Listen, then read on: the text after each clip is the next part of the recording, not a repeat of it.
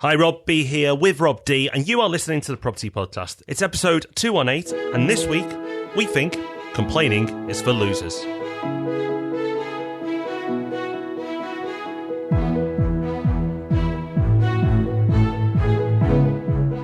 Yes, it is. It's not only for losers, it's also seriously damaging to your health, your wealth, and the people around you. And you're not a loser, you're a winner because you're listening to the Property Podcast. So in this episode, we are going to make sure that you realise how dangerous complaining is, and we're going to give you some practical tips to make sure you don't slip into bad habits.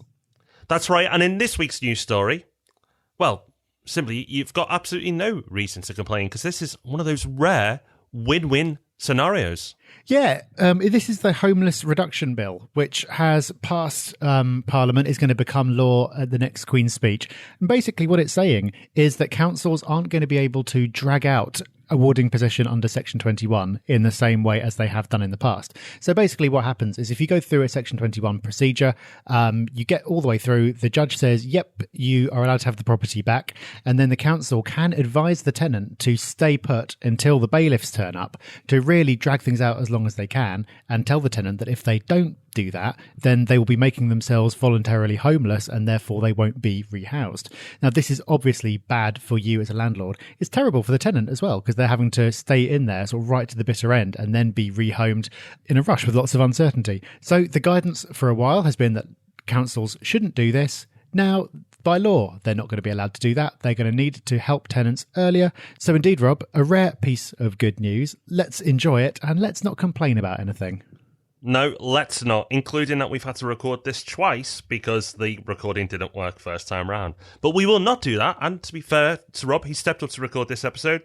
So obviously, Rob, you're living by the examples that we're going to run through. So what is this week all about? Well, there is an important lesson in here. It seems like it's just an excuse for a rant, but it's really not. It will not have escaped your attention, I'm sure, if you've ever spent any time around human beings, that some people moan all the time. And moaning is a really bad idea. It makes life worse for them and for everyone around them. So are you a complainer? Is it possible that you are one of these moaners that we're complaining about without realising it? Well, we are going to give you some examples of nonsense problems in property especially and in business and life as well. See if you moan about any of those things.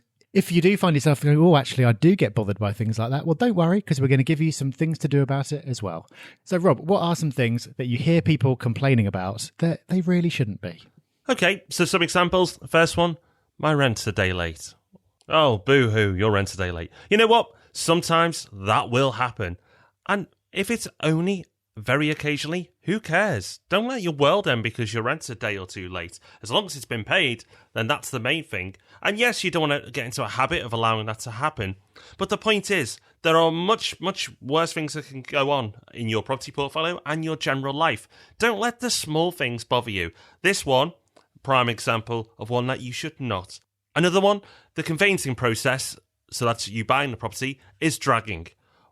You're not buying a washing machine. You're buying a property, and there are solicitors involved, and there are people involved, and there are often mortgages involved. And with all these spinning plates happening, yes, from time to time, this process will take a long time. It happens. But the harder things in life, sometimes you have to work for.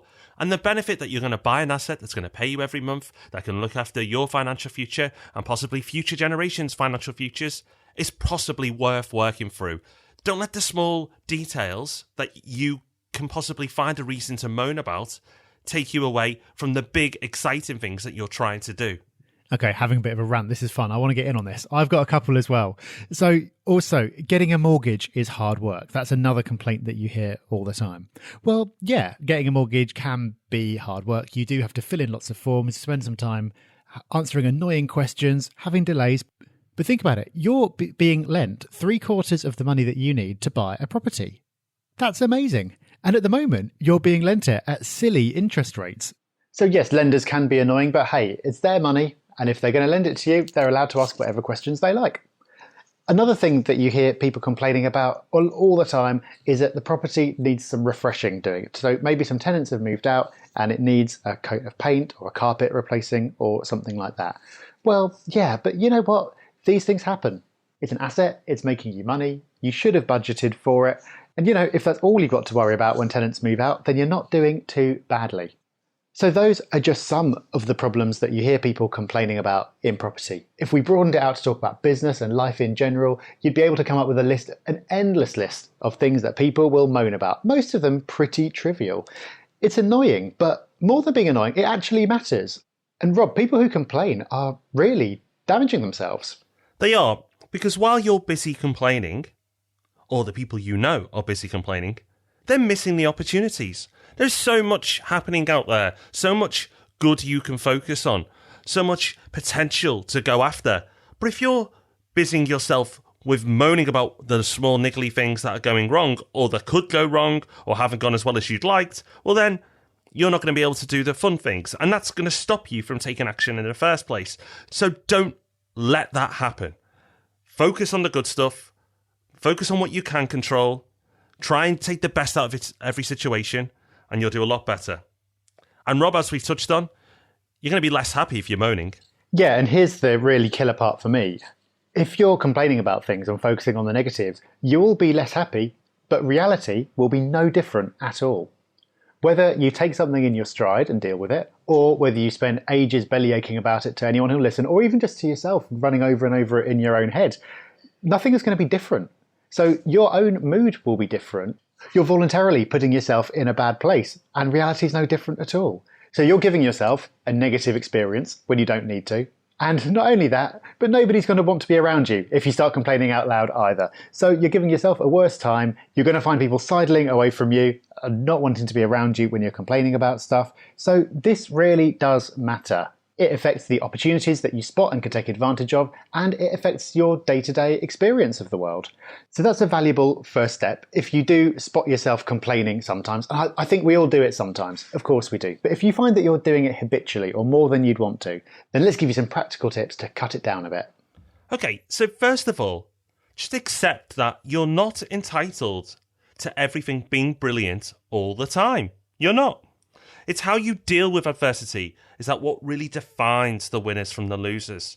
So look at all the winners that you can recognise in your immediate life and more famous winners. The easy ones to refer to, you think of Elon Musk, you think of Richard Branson. Do they come across as moany people who focus on what can't be done? Or are they risk takers? Are they opportunity seekers? Are they the people who are bubbly and have got things going for them? Of course they are. If they sat around thinking about what's going to go wrong, how it's going wrong, how every single challenge is going to hold them back, they would not have achieved what they have achieved. The people who do things in life are those that see the opportunity, don't waste their time moaning about what's happened. In property, 99.9% of the time, it's not necessarily bad situations, they're just lessons. They're lessons you can learn. By the 0.1% of things in property that are absolutely disastrous, you can't bounce back from, hopefully you'll never experience that, because the rest of the time, it's stuff you can control or at least learn from. So make sure you do that. And then once you've looked at a situation, try and find the silver lining from it. Try and find, okay, this has happened, but what's the good that come from it? And that might be that you are going to learn and you're going to take advantage of a situation next time. It may be that you haven't actually seen the opportunity that's arisen from what's happened. So whatever it plays out, particularly in property, most of it is insignificant when you really think about it. And much of it, there's actually opportunity involved. Yeah, and actively practicing looking for the silver lining like that does actually get easier. If you practice it, you start to kind of default to, rather than getting bothered by it, you immediately move past it and find the positive angle. And I've actually got better than this. I think in part is due to you, Rob. Like, you are really, really good at finding a positive spin on things. And the more that you do that, the better you'll get at doing it. And before long, your brain will default to finding that rather than your brain defaulting to finding the downside. So it does get easier. I've got a nice proverb for you, Rob, that was on the Property Hub Instagram account recently. So there you go. If you didn't know we have that, you do now. And this says, when the caterpillar thought the world was ending, he turned into a butterfly. Ah, there you go. Do you like that, Rob? I do like that. I do like that. Well, I've got a proverb, well, not a proverb. I've got a little rule of thumb, a heuristic, if you like, of my own, which isn't quite as poetic as that. But it is something that I've found useful. It's a little perspective test that I use when encountering challenges, let's say. And that is, will this matter in a year's time? That's something that I've started asking myself reflexively whenever I encounter anything. And almost all the time, the answer is no. And if it won't matter in a year's time, then why worry overly about it now? Occasionally, you'll encounter something that will matter, and in that case, fair enough. Don't complain about it, but give it the focus it deserves. But most of the time, you go, well, okay, this is bothering me today. I could really stew about this for the next hour, but next year, hey, next week, I won't even remember this. So don't get too bothered about it. And as a final practical tip, if you're ready to get a little bit philosophical with me, Stoicism is a philosophy. It's an ancient Greek philosophy. There's a lot to it, but basically it boils down to distinguishing between what's in your power to change and what isn't, and doing absolutely everything you can when it comes to the things that you can control, and not being at all bothered by the things that you can't, and making a very clear distinction. It's very simple, but it's very powerful. And there's actually a book called The Daily Stoic, which is brilliant. For every single day of the year, it gives you a very short passage to read about a tenet of Stoicism and a little explanation of it as well. So in about 2 minutes a day, you can kind of ground yourself and hopefully set yourself up for the day ahead in a positive and non-moany frame of mind. And based on your recommendation, Rob, I've bought that book, so I look forward to reading it. It's important, okay, you've become aware of it. We've talked about examples of things that really don't matter. We've told you why this is so important in the first place. But Rob, what can people take away from this? What are the real lessons? What do people need to absorb the most? Okay, well, I think, first of all, complaining is an attitude. Develop the attitude of not complaining, and this will give you a superpower. If you can do that, you'll have a better life without needing to change anything in reality. And that's pretty cool. That's worth focusing on. If you can give yourself a better life without anything else needing to change, that's worth spending a bit of time on.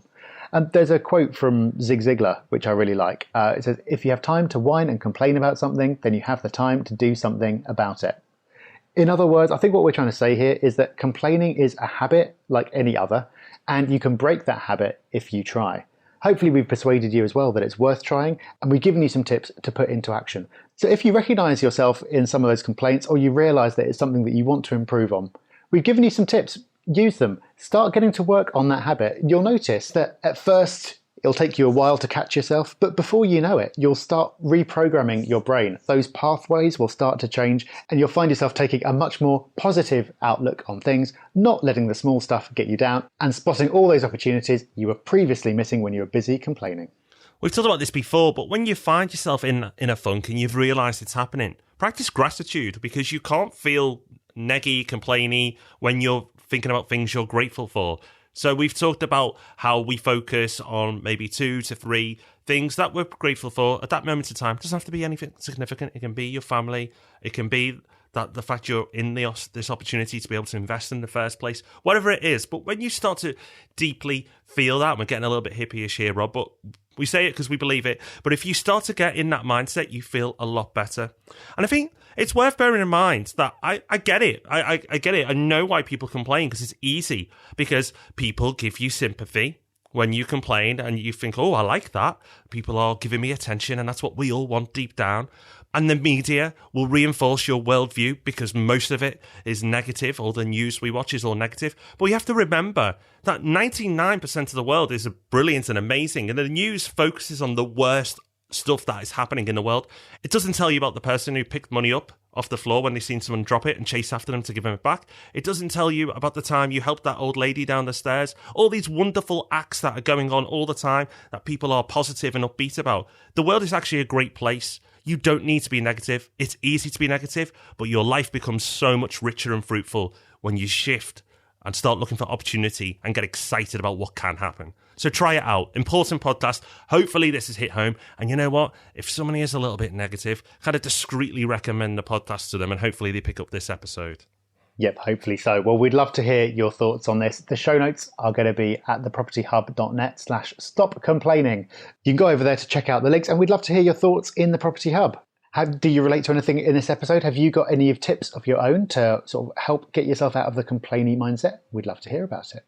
Coming up, we've got a resource of the week, which is actually a brilliant example of some of the great things that are going on in the world. So that's coming up. But another wonderful thing that happens every single week is someone leaves us an iTunes review, and we're very grateful for that. So, Rob, what have we got this week? No wonder we're so upbeat. Okay, this week, a huge thank you to Dorsey4. And Dorsey says, I would recommend anyone who's thinking about investment, property, pensions, their future, pretty much everyone, to try this podcast out. The podcast, the books, and the magazine produced by the two Robs are completely responsible for why I now call myself a landlord. With a growing portfolio, I am 100% sure that the Robs will continue to support me in my property journey. Well, we will, Dorsey. We will. Don't worry, we're not going anywhere. You left that review back in September, but we're still here and we're not going anywhere. So well done to you for taking action. Congratulations. Yes, indeed. Brilliant to hear. Okay, as promised, resource of the week. I absolutely love this. This is an app called Donorsee.com, DONORSEE.com, and it's basically the most direct way I've ever seen of giving to a good cause. So everyone likes giving to charity. Charity's brilliant, but often when you're giving money to a charity, you've kind of got this sneaking suspicion that a lot of that money is going on salaries, on administration and overheads. So you don't know how much of your money is actually going to a good cause in the end, and you never really get to see directly the difference that your money has made. Donorsee solves that problem. What it does is connect you to people who go out to other countries, mainly in Africa and South America, but elsewhere as well, doing missionary or charitable work who need funds. So, for example, there'll be someone who's out in Africa. They come across a family who badly need a home to live in because they're homeless, and they need $1,000 to build that home. They will post that project on Donorsee, and you can fund an amount of that project. That money gets sent directly to the person who's running the project with no deductions at all. And the best bit is, once it's funded and they're working on it, they will send you updates through the app so you can actually see the difference that your money is making. So they'll send you photos and videos, and it's absolutely brilliant because it means that you can go on there, you can go, oh yeah, I'd like to give $50 to this project. Then every so often your phone will buzz and there'll be a video and you'll see a house being built, or there'll be a photo of people smiling and saying thank you. And it is just fantastic. It's the best app on my phone by a million miles because rather than it buzzing and sort of telling me about something I need to do or something like that, every time it buzzes, it's good news and it makes me feel a little bit good about myself. And it reminds you, first of all, that there are people far worse off than you are. And secondly, it reminds you that there are good people doing something about it and trying to make the world a better place. So that's a huge recommendation from me, Donorsee.com. Well, since you told me about that, Rob, a couple of weeks ago, I've downloaded it, and it's very addictive in a very good way. Not like a game that you keep going back to and doesn't really give you any major reward. This does. So check it out. A wonderful app for hopefully what you found a wonderful episode. And next week, of course, we'll try and match that. And hopefully you will join us for an episode back into property.